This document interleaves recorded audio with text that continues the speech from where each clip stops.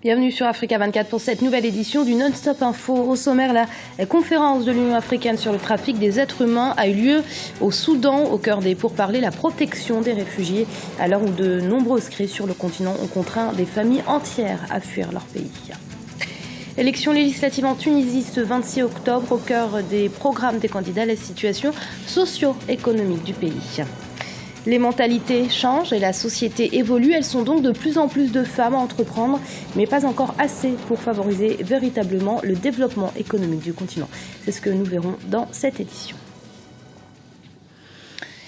Mais tout d'abord, Bangui a accueilli ce samedi une délégation de la médiation internationale dans la crise centrafricaine, une visite au cours de laquelle cette délégation a rencontré les autorités et les groupes armés sévissant dans le pays.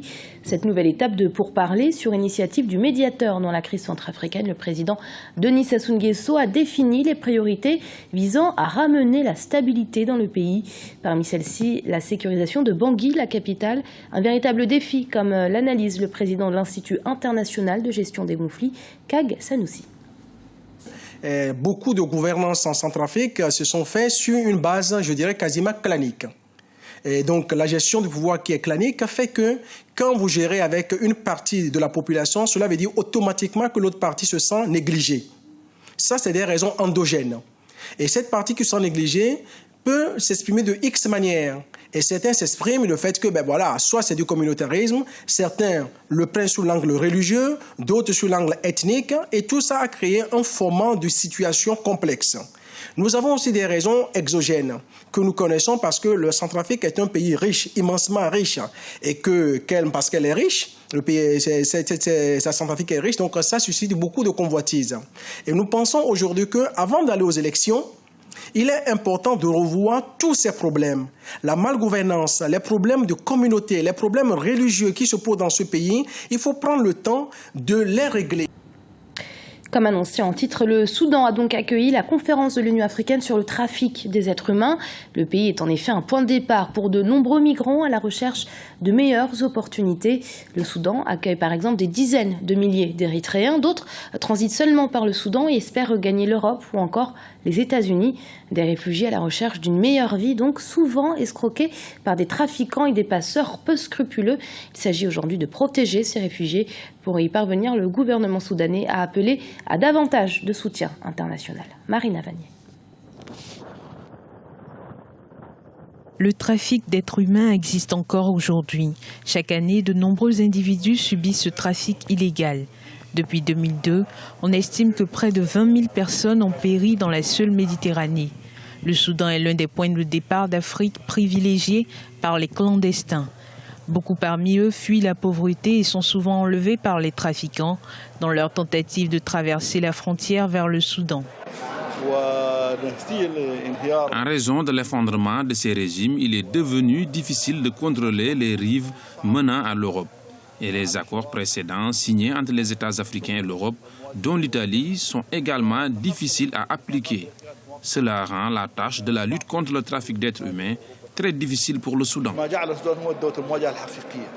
L'Est du Soudan a accueilli des dizaines de milliers d'Érythréens qui fuyaient la persécution et le gouvernement militaire. Sur les quelques 32 000 migrants arrivés en Italie en 2013, environ un tiers seraient érythréens.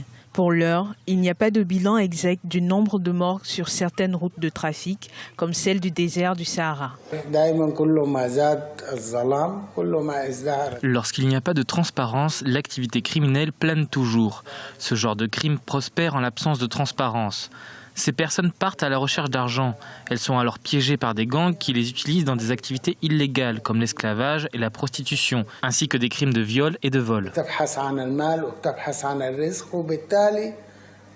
En octobre 2013, plus de 300 personnes ont disparu dans un naufrage au large des côtes de Lampedusa en Italie. Pour cette même année, on estime à plus de 3000 les migrants qui ont péri en Méditerranée en tentant de traverser par bateau. Et dans le reste de l'actualité, le troisième round du dialogue intermalien a débuté ce dimanche à Alger, capitale algérienne, et tous les regards sont tournés vers cette nouvelle étape de pourparlers. Les Nations Unies ont en effet demandé aux différentes parties assises autour de la table de négocier de bonne foi pour arriver à la résolution définitive de ce conflit. La rencontre de ce dimanche a débuté par la présentation des propositions du gouvernement malien et des mouvements du Nord. Des propositions faites, nous vous le rappelons, dans le cadre du deuxième round de ce dialogue. C'était au mois de septembre. Période électorale en Tunisie. Le 26 octobre, les Tunisiens sont appelés aux urnes pour renouveler leur parlement. Ils sont plus de 13 000 candidats à prétendre au poste de député. Parmi eux, Nadia Cherben, tête de liste d'Union pour la Tunisie. Sécurité, économie et droits de la femme, autant de thématiques abordées dans son programme. Hanan Faro. Ils sont 13 337 candidats, seulement 217 obtiendront un siège de député dimanche 26 octobre. La Tunisie renouvelle son parlement 10 mois après l'adoption de sa constitution. Plusieurs enjeux s'imposent pour ce scrutin, la sécurité et la lutte contre le fléau du terrorisme. La situation socio-économique interpelle aussi les Tunisiens. Il y a des ressources aujourd'hui en Tunisie. Contrairement au choix de certains qui ont été faits d'aller chercher de la dette, aujourd'hui, on a par exemple, au niveau de l'évasion fiscale, ça correspond à entre 10 à 20% du budget de l'État. Donc, si vous mettez un plan pour récupérer, ne serait-ce que sur la base, sur cette marge d'évasion fiscale, vous récupérez quasiment un point de croissance. Et donc, c'est du 15 000 emplois à créer uniquement en ressources internes. Des ressources féminines en majorité, la démographie tunisienne bascule du côté des électrices, désormais plus nombreuses que les électeurs. Mais dans ce pays bastion du droit des femmes en Afrique du Nord, les candidates aux élections ne sont que 12% à être tête de liste. Aujourd'hui, la féminisation des cadres politiques et en même temps associatifs, parce que c'est aussi le cas dans les associations où il y a une majorité de femmes présentes sur le terrain, fait que c'est celles qui maintiennent le cap par rapport aux vrais objectifs à réaliser aujourd'hui. C'est celles qui sont en train de sauver le pays, qui sont en train de travailler. Mais en même temps, c'est celles qui sont discriminées et qui sont écartées et exclues.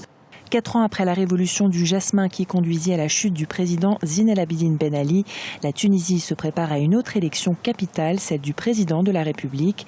27 candidatures ont été retenues pour le vote du 23 novembre.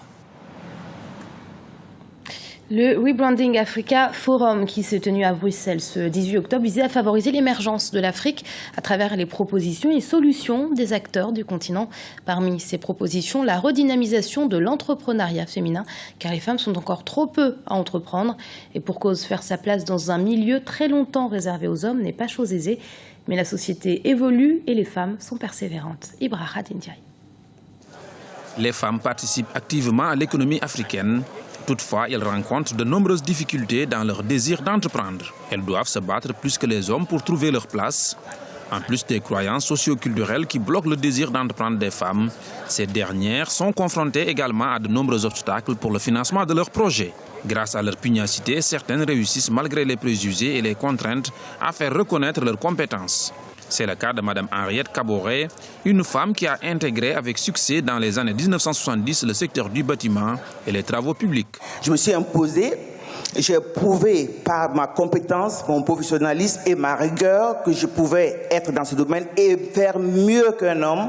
Et c'est ce que j'ai prouvé à tout le monde. Parce qu'en fait, la femme c'est quoi? La femme dans le secteur du bâtiment, on n'est pas accessible au crédit. Les banquiers peuvent le prouver, M. Diawara est là. La femme va déjà avec des présomptions de fragilité, d'incapable. Les hommes ont la facilité, ils ont des garanties, ils ont des titres fonciers. La pauvre femme a quoi? Rien du tout. La place de la femme dans l'émergence doit être de premier plan car leur capacité de bonne gestionnaire n'est plus à démontrer sur le continent, dont elle représente plus de 50% de la population totale.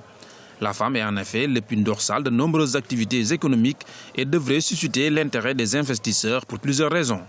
Elle contribue à hauteur de 60% au développement du secteur informel, lequel pèse plus de 80% dans l'économie des pays africains. Je pense qu'investir dans la femme, c'est quelque part créer un cercle vertueux. Parce que comme vous disiez tout à l'heure, oui, la femme réinvestit financièrement au sein de la famille, mais bien plus que cela. Parce que bien souvent, même dans les populations rurales, c'est les femmes qui encouragent leurs filles à aller à l'école et même des fois qui payent pour leurs filles pour qu'elles aillent à l'école. Les conditions d'établissement des entreprises en Afrique ne sont pas encore complètement favorables à la femme. L'absence de moyens financiers et matériels limite considérablement l'insertion des femmes dans le monde de l'entrepreneuriat en Afrique. Si ces obstacles sont surmontés, on pourrait assister au renforcement de la place de la femme dans la structure économique du continent pour une Afrique émergente.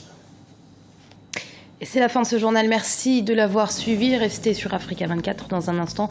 Une nouvelle édition du Non-Stop Info.